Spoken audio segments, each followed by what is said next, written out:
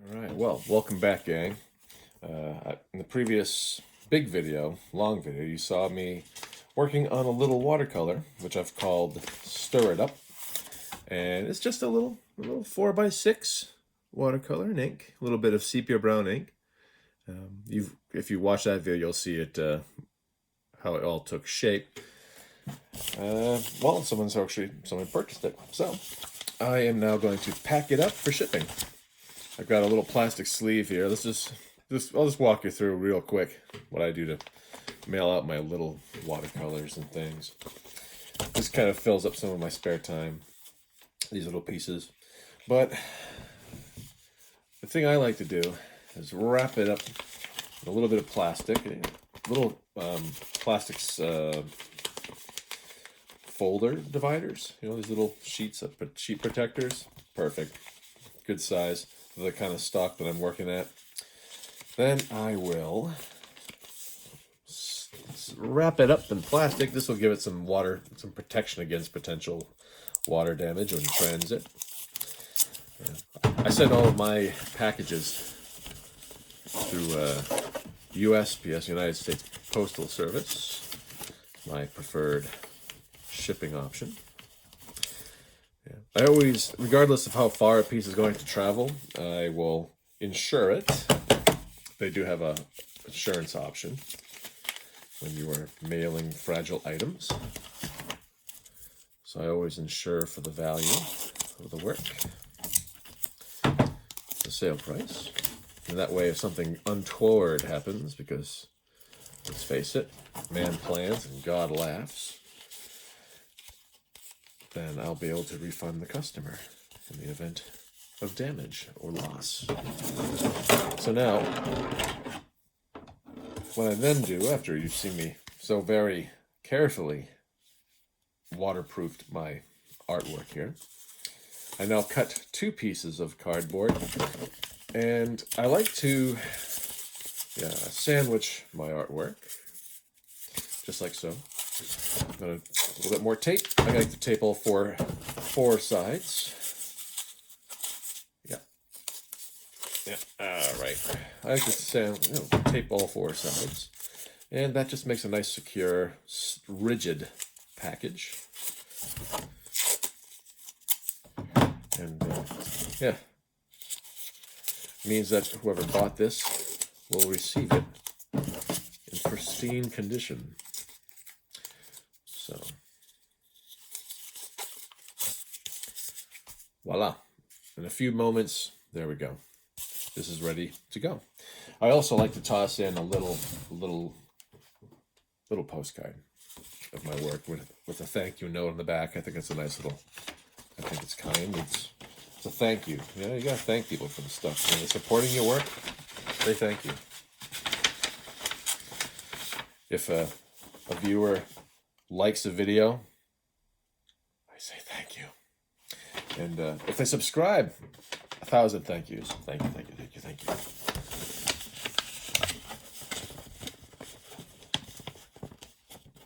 Yeah, so this is standard manila envelope.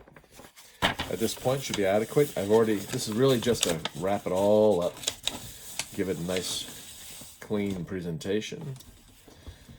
I've heard some very strange stories about artists who actually will ship their art in an envelope without any rigid mailers.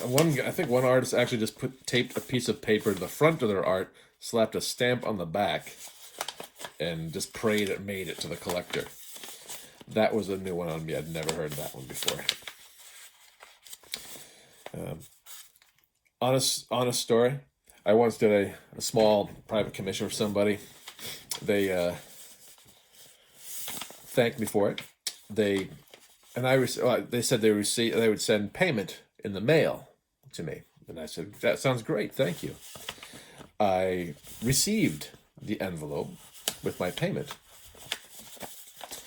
The person mailed a $100 bill to me, not a check. A $100 bill. And I thought, that's faith right there. That's trust of a for a really amazing order. I was flabbergasted. I never would have occurred to me to mail a currency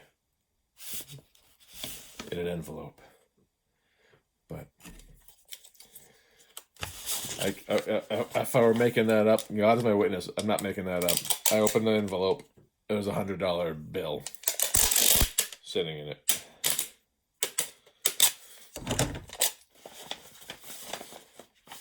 Okay, well, now what I like to do is I like to tape up my package. I try to make the package kind of tight. I like to not get them. I'd rather not pay extra to the postal service for an oversized envelope. You know, so I choose to more or less wrap it pretty tight. I make it almost like flush to the dimensions of my cardboard rigid mailer. So I tape it flush. I like it nice and tight. Small package in the end. Small package. The artwork doesn't slide around in the envelope. I don't get dinged for an oversized package by the postal service. The client pays less in mail costs. Oh, by the way, if you're selling online, if you're selling your physical artwork, I think it's not a bad policy to include the cost of U.S. shipping in your price, in your final price. This way, you don't have to have a whole lot of back and forth with the customer telling them, oh, this is what it costs. Another trading of emails to figure out how we're going to pay for the shipping. And oh, it costs that much? Oh my goodness, I had no idea. I wouldn't have ordered it if I knew it was going to cost that much to ship. Things of that sort. I think it's just a good practice.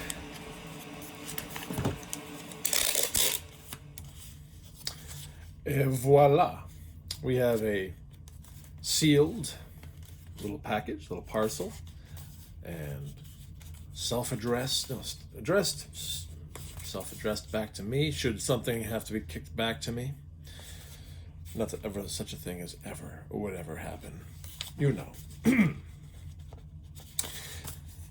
But that's going to go out in the mail tomorrow, just as I described. And that would be the process I follow pretty much everything I ship, with the exception of some of my heavier pieces of art. Even with a big piece like this one, for instance, would actually be much the same way, although I may get a little extra cardboard to make it extra rigid. And that actually ships very well. I've never had a customer with a concern about how the artwork arrived. It was usually very good shape, excellent. USPS is doing pretty good. There was only one instance in which I found that the postal service here actually had a problem. I had wrapped, and what I did, I had rolled up a drawing on paper, so it should have been fine, in one of the USPS's own tubes. It was like one of those triangular tubes, but apparently somebody parked a large box on top of it, or they stepped on it, did a little tap dance. Maybe they were doing some interpretive dance in answer to one of their colleagues' questions. I don't know. But it arrived to my customer in rather horrible condition. I actually had to instruct the new owner on how to steam the drawing back to a nice flat surface. They had to iron it. But But beyond that, if I'm going to be shipping a large painting, some of my oil paintings, I'll actually ship them. I'll paint them on hardboard, so it's rather thick board and it's rather heavy. What I'll do in that case is I often get a little FedEx art shipper, which has a little insert that you can actually attach the painting to, and it would float safely within the middle of the box. And I'll use that to ship larger pieces that might potentially become damaged in transit. But and then I just ship it through USPS once again. So, yeah. Anyway, well, thank you for tuning in, and I will see you guys next time. If you found this video at all useful, or if you just like the video, hit that little like button. And if you're not a subscriber and you'd like to be kept up to speed on the latest goings on, I'd say subscribe to this channel. All right, thank you very much.